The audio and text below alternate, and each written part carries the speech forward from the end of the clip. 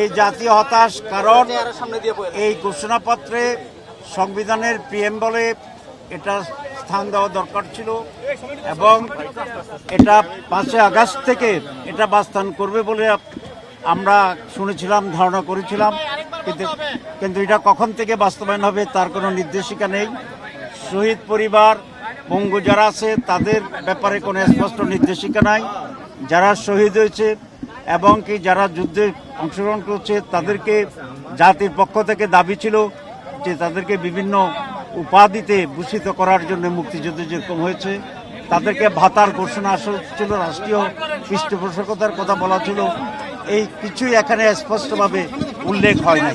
সেই জন্য আমরা হতাশ। আর আমরা আমাদের নির্বাহী মিটিংয়ের পরে আমরা বিস্তারিতভাবে প্রতিক্রিয়া দেব ইনশাআল্লাহ।